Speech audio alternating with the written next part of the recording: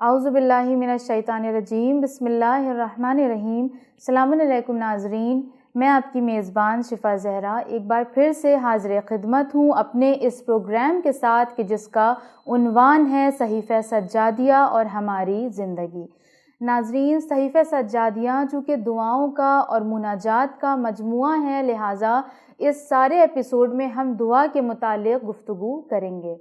اور کسی چیز کے بارے میں گفتگو کرنے سے پہلے یہ ضروری ہے کہ اس چیز کو صحیح سے جان لیں کہ اصل میں وہ چیز ہے کیا۔ مثال کے طور پر دعا، ہم سب دعا کا ذکر کرتے ہیں، دعا پڑھتے ہیں، دعا مانگتے ہیں۔ اکثر لوگ یہ بھی کہتے ہیں کہ ہم دعا کرتے ہیں اور ہماری دعا قبول نہیں ہوتی ہے۔ تو ان تمام سوالات کے جواب انشاءاللہ اس ایپیسوڈ میں دیے جائیں گے، لیکن اس سے پہلے ضروری ہے کہ ہم یہ جانیں کہ حقیقی طور پر دعا ہے کیا، دعا کہتے کسے ہیں، کیونکہ دعا کی اسلام میں اتنی زیادہ اہمیت ہے کہ قرآن مجید میں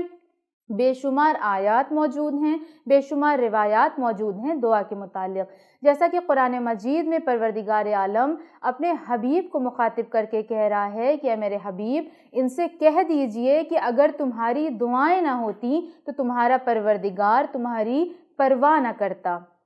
دوسری جگہ پروردگار عالم اس طرح سے ارشاد فرماتا ہے کہ تم مجھ سے دعا کرو، میں جواب دوں گا۔ جواب دوں گا کا کیا مطلب ہے؟ اس کا مطلب یہ ہے کہ تم مجھ سے دعا کرو تو میں تمہاری دعا سنوں گا، میں تمہاری دعا کو قبول کروں گا۔ تو ناظرین، ضرورت اس بات کی ہے کہ سب سے پہلے ہم یہ سمجھیں کہ دعا کہتے کسے ہیں۔ دعا فقط رٹنے کا نام نہیں ہے، دعا فقط چند الفاظ کو 40 مرتبہ یا 3 مرتبہ پڑھنے کا نام نہیں ہے۔ جیسا کہ مثال کے طور پر کوئی مریض ہو جاتا ہے یا مجلس کے بعد عام طور پر اس طرح سے اعلان کیا جاتا ہے کہ فلاں حاجت ہے یا فلاں پریشانی ہے، 3 مرتبہ یا 7 مرتبہ پڑھ دیجئے امّن یجیب۔ اب ہر کوئی پڑھنا شروع کر دیتا ہے، جبکہ اگر دیکھا جائے تو یہ جو فقرہ ہے کہ امّن یجیب المضطر اذا دعاہ ویکشف السوء، یہ دعا نہیں ہے بلکہ یہ ایک آیت ہے، یہ قرآن کی آیت ہے کہ جس کا ترجمہ یہ ہے کہ کون ہے وہ کہ جو پریشان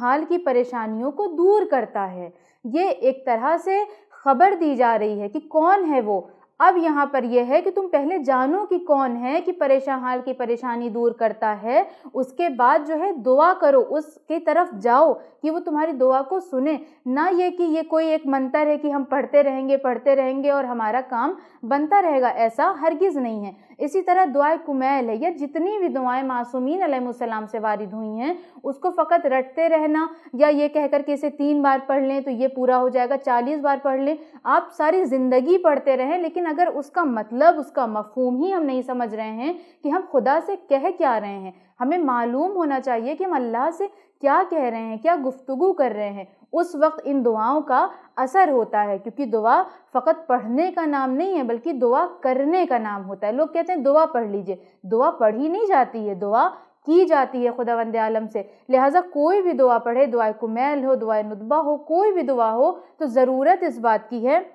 کہ اس کے ترجمے کو سمجھ کر دعا پڑھیں، کیونکہ جب ہم اس کے ترجمے کو سمجھ کر دعا پڑھیں گے، دعا کریں گے، تو ہمیں معرفت الہی حاصل ہوگی اور ہمیں معلوم ہوگا کہ دعا کس طرح سے کرنی چاہیے۔ اور بعض لوگ جو یہ کہتے ہیں کہ ہماری دعا قبول نہیں ہوتی ہے، تو میں یہ کہوں گی کہ انسان کتنا زیادہ ناشکرا ہے کہ وہ کس طرح سے کہہ دیتا ہے کہ ہماری دعا قبول نہیں ہوتی ہے، جبکہ وہ پروردگار عالم کہ جو انسان کو بنا مانگے عطا کرتا ہے۔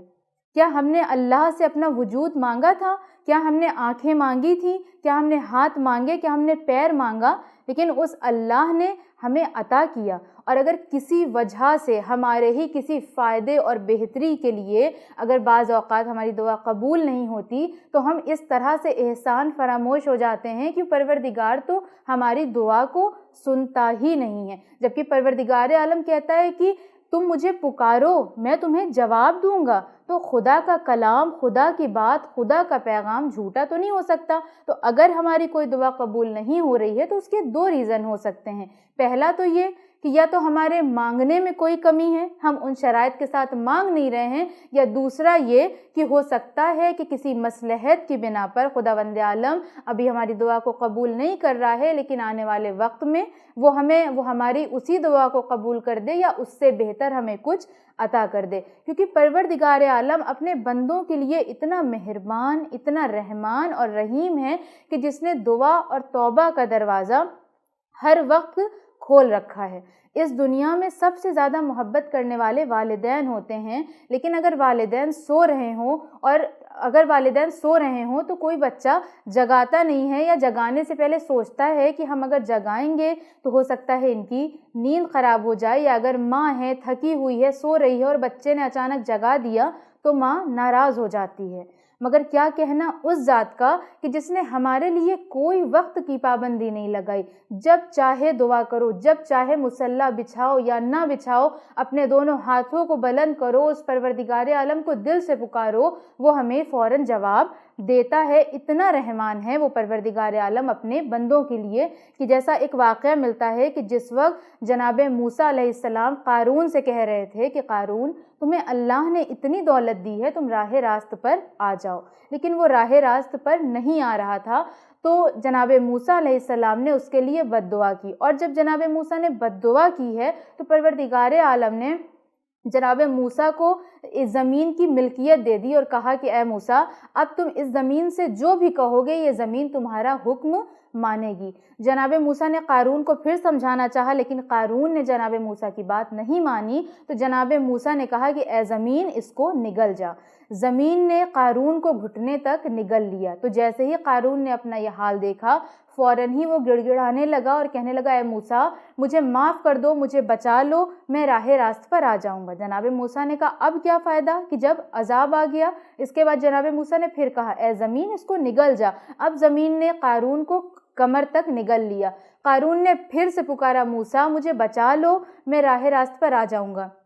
جناب موسیٰ نے پھر زمین کو حکم دیا کہ اے زمین اس کو نگل جاؤ، اور زمین نے گلے تک قارون کو نگل لیا۔ اس کے بعد جناب موسیٰ علیہ السلام بارگاہ معبود میں گئے اور پروردگار عالم کو پکارا، کوئی جواب نہیں آیا۔ جناب موسیٰ نے پھر پکارا، کوئی جواب نہیں آیا، اور اسی طرح 3-4 مرتبہ پکارا، لیکن اللہ کی طرف سے کوئی جواب نہیں آیا۔ اور پھر کافی فریاد کرنے کے بعد جناب موسیٰ کہ اے پروردگار تو میری آواز کو کیا نہیں سن رہا ہے، تو میرا جواب کیوں نہیں دے رہا ہے؟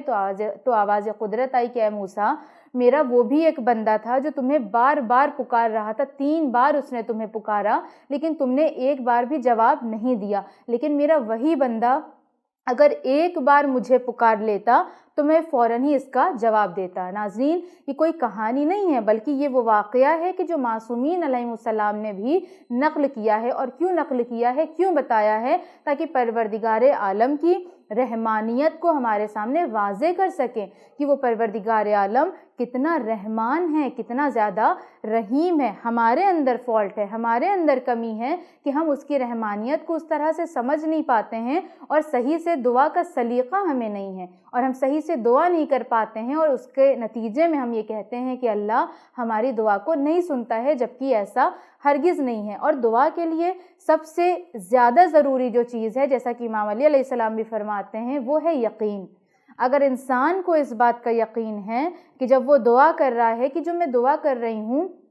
پروردگار عالم اس دعا کو ضرور سے ضرور قبول کرے گا، جب ہمارا یقین پوری طرح سے ہائی لیول پر ہوتا ہے تو وہ دعا ضرور قبول ہوتی ہے۔ جیسا ایک چھوٹا سا واقعہ ملتا ہے کہ پیغمبر اسلام اپنے چند اصحاب کے ساتھ جا رہے تھے کہ راستے میں ایک بوڑھی عورت تھی جو اپنے بچے کے ساتھ بیٹھی چولہے میں تندور میں روٹیاں بنا رہی تھی، اور اس نے جب رسول اللہ کو دیکھا تو کہنے لگی اے اللہ کے رسول، اے نبی اللہ، آپ کہتے ہیں کہ وہ پروردگار عالم ماں سے بھی زیادہ محبت کرتا ہے، میں اس بچے کی ماں ہوں، یہ بچہ چاہے جتنی بھی شرارتیں کرے میں اس کو ڈانٹوں گی، اس پر ناراض ہوں گی، لیکن اس بچے کو تندور میں اٹھا کر نہیں پھینکوں گی، اس کو آگ کے حوالے نہیں کروں گی۔ تو پھر کیسے ممکن ہے کہ آپ جس پروردگار کے لیے یہ کہتے ہیں کہ وہ 70 ماؤں سے بھی زیادہ محبت کرتا ہے، تو کیسے ممکن ہے کہ وہ اپنے بندوں کو آگ کے حوالے کر دے؟ تو پیغمبر اسلام نے اس بوڑھی عورت کی بات کی نفی نہیں کی، بلکہ اپنے اصحاب سے مخاطب ہو کر کہا کہ دیکھو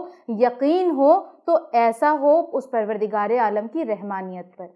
تو ناظرین، امید کرتی ہوں کہ آج کے اس پروگرام سے آپ نے کافی استفادہ کیا ہوگا۔ آپ سے ملاقات ہوگی ہمارے نیکسٹ ایپیسوڈ میں، تب تک بنے رہیں چینل ون کے ساتھ۔ والسلام علیکم ورحمۃ اللہ وبرکاتہ۔